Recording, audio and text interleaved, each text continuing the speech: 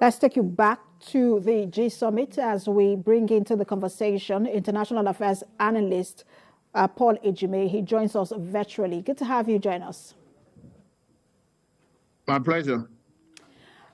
Let's start with our conversation on where this particular summit is holding. It is holding in Hiroshima, Japan. Talk to us about the significance of holding the summit there, considering what the bombing in 1945. So, we're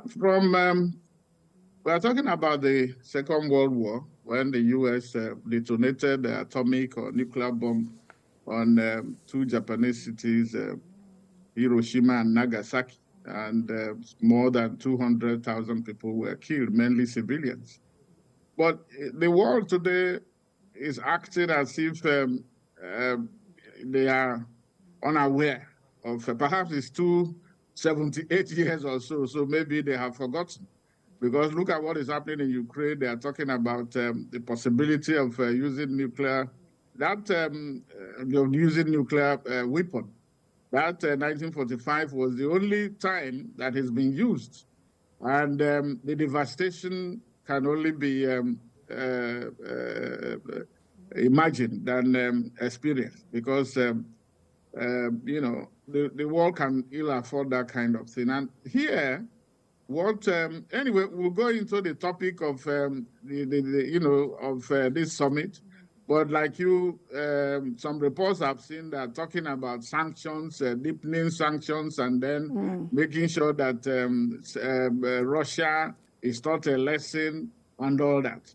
And no peace. Nobody seems to be talking about peace. Well, thanks to the African countries led by South Africa, the presidents from 6 African countries, including Senegal and others, are now the ones, perhaps, leading the charge for a peaceful resolution of Ukraine-Russian war.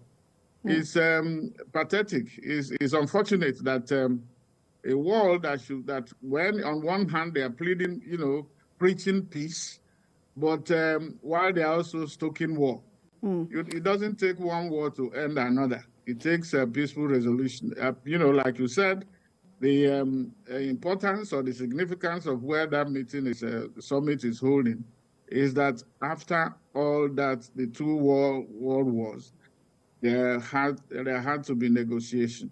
Everything ended on the negotiating table. So why don't they start that instead of going around and then how many people will die and what level of destruction will take place before the world learns its lesson? Mr. Ejime, 2 countries will dominate talks at the summit, and you have mentioned one of them, that's Russia. The G7 is looking to impose fresh sanctions. Is the impact of the sanctions being overstated? Is Russia now more isolated than at any point as a result of these sanctions? Already, I think by the last count, is more than 6,000 sanctions that has been imposed. I mean, that is the heaviest or the any country could ever imagine. But they are also dealing with a president that probably is prepared for all this. So that you will notice that even before now, he has been preparing. But if that is the case, and you know that this is the mentality, the disposition of this guy, how do you now go on provocation? Do you now go on trying to punish millions of people because of one man? Or are there no diplomatic ways of going about it? That is the question that many people are asking. NATO, US, and then European countries, it just appears as if the solution is go and, humiliate or wipe Russia out of the earth, and then there will be peace. No, in the process, they are now, Ukraine has become, a killing field. Forget the misinformation and then disinformation, fake news. Nobody is willing to, of course, you know that in war, that truth is the first casualty. while the Russians are also doing everything to hide their own casualty. The Western media, which are supporting their countries, are also not telling us the truth about what the kind of suffering and devastation that is taking place in Ukraine. And they are talking about billions of dollars to support, to buy arms, as if arms will end any war. It will only lead to escalation. They are talking about now Ukraine trying now counteroffensive and all that, using testing. Perhaps they are testing their weapons, their air defense system and air assets. Because the West and all the NATO, they are not going to put foot on the ground, to fight alongside the Ukrainians.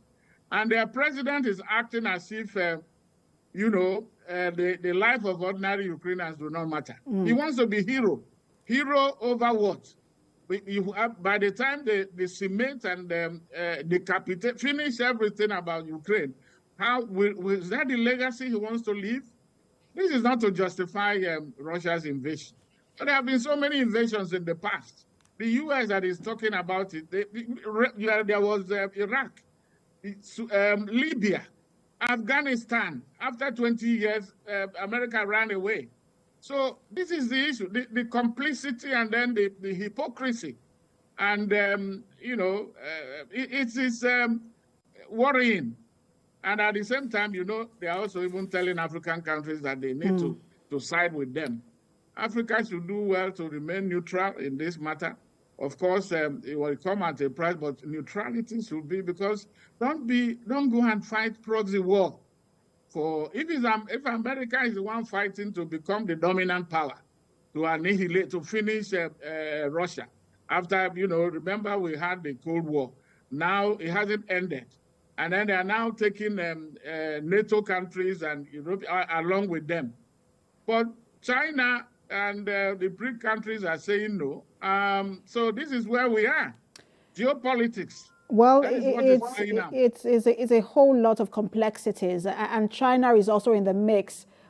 And that's also going to be the other country on the table at the G7 summit. We'll see how, analysts have said that's perhaps going to be the most difficult point of conversation, but we'll see how the G7 proceeds on all of these issues. Always a pleasure to have you on the What Now.